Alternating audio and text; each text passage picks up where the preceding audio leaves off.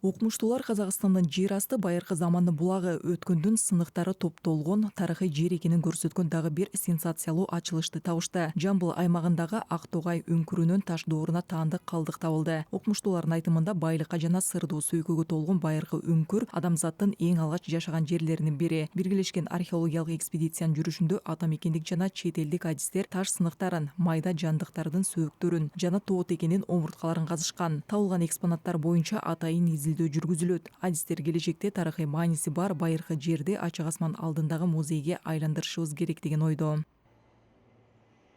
Мында чыккан алгач нуклеустер.